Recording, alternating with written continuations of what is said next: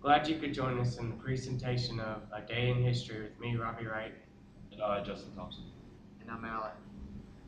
Today we will be talking about Hispanics and discrimination. We will also be talking about the wars that were involved because of discrimination against Hispanics. I am now going to turn it over to Justin with the details. Thank you, Robert. We're going to be discussing a few events that are the cause of this discrimination. And later we'll be showing an interview between Alan and a loved one with a personal experience.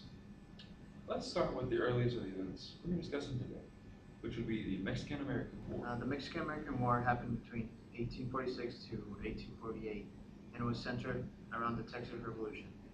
Polk wanted to acquire more land from Mexico, so he sent a representative to Mexico with $30 million to offer to the Mexican government to buy their land from them. But since Mexico refused, Polk sent troops to Texas to provoke the Mexicans to go to war with them. And after that, Mexico lost the war and had to give up most of its land. Next came the Treaty of Guadalupe in 1848. The end of the Mexican-American War. It was signed on February 2nd, 1848.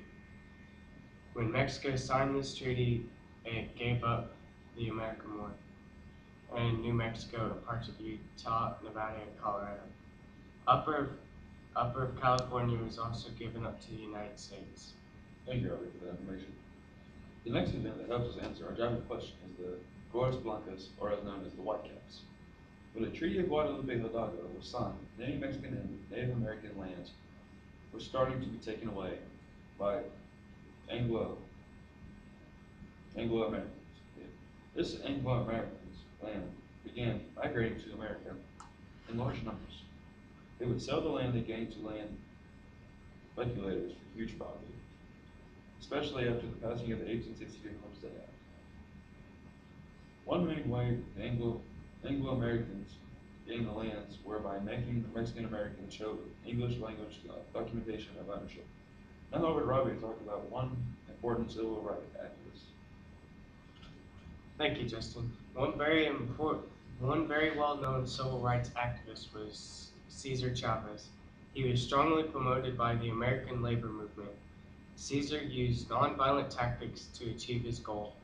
Because of Cesar Chavez's contribution, many Hispanics got better treatment when coming to work in the fields. After he died, he was a major historical We're coming icon. up on our final topic, which is the Santa Fe Ring. The Santa Fe Ring was a group of very powerful attorneys and speculators that sold land to new farmers, which wasn't really their land to sell. Lawrence Murphy and Emily Fritz got wealthy doing just that. Thank you for that information. Now we return to Alan to watch an interview with his mom. Ya está. Mi mamá está desayunando. Mamá. Vamos a hablar sobre mi proyecto en American Studies sobre los hispanos y discriminación. Quieren saber cómo fue cuando te mudaste aquí. ¿Por qué te mudaste aquí? ¿Cuál fue la razón? ¿Por qué fue la razón? Hoy tengo que hablar. Ok. Porque tenía que trabajar Trabajar para que mis hijos estudiaran y estuvieran mejor. ¿Cómo fue cuando te mudaste aquí? ¿Qué fueron las diferencias de México a Estados Unidos? La diferencia fue porque tienes una mejor vida, tienes trabajo y como que te respeta más la gente ¿Aquí? aquí. ¿Por qué Indiana? ¿Por qué escogiste esa Indiana? ¿Por qué Indiana? Porque fue el único lugar a donde tenía familiares a donde llegar. No fue porque no querías estar con hispanos. ¿Por qué no fuiste a Arizona o Texas? Porque no conozco a nadie allá. Entonces a ti no te importa estar junto a hispanos, No. ¿no? Ok. No sé qué sí. ¿Tú extrañas que yo tenga relación con mi abuelita o con mis hermanas en México? Yo no extraño. Pero a mí, ¿Desearías que yo tuviera relación con ellas? ¿Más? Sí, porque son tus hermanas.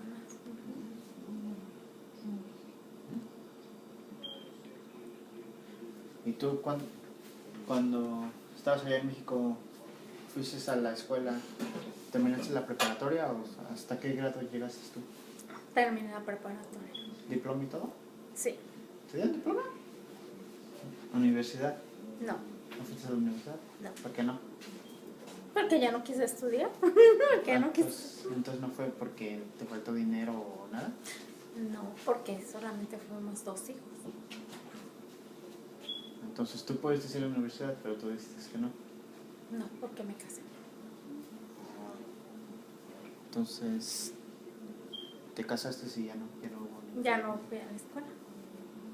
¿Y cómo fue cuando te embarazaste? ¿Cómo fue allá en México? Fue bien el primer embarazo, pero después tuve 7 hijos y fue muy difícil la vida. ¿Por qué? Porque no te alcanza el sueldo que ganas ahí. Ahí ganas a la semana como $40. ¿Dólares? ¿O Sí. pesos? $40, que serían como 500 pesos. No es mucho para 7 niños. Ujú. Y entonces por eso te muestras aquí.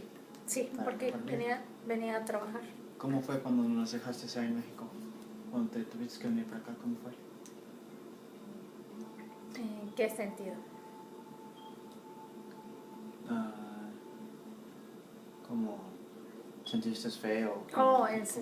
Sí, ¿cómo fue? Pues fue muy triste porque dejé a mis niños. Dejé a 7 niños. Porque no los podía traer. Supongo. Y dejé de verlos 4 años. ¿Años? ¿Un poquito? Y a tus hermanas llevo 13 años sin verlas. ¿Cuándo te mudaste para los Estados Unidos? En 1999.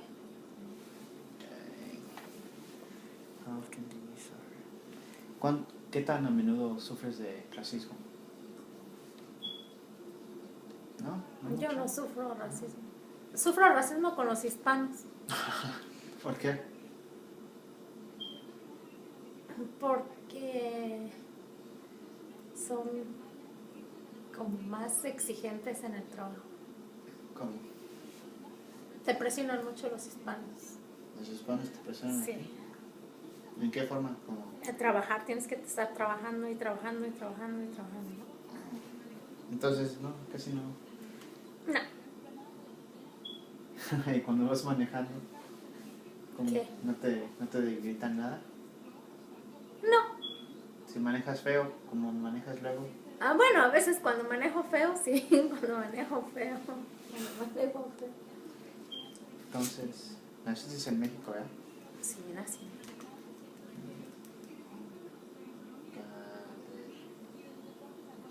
Creo que eso es todo.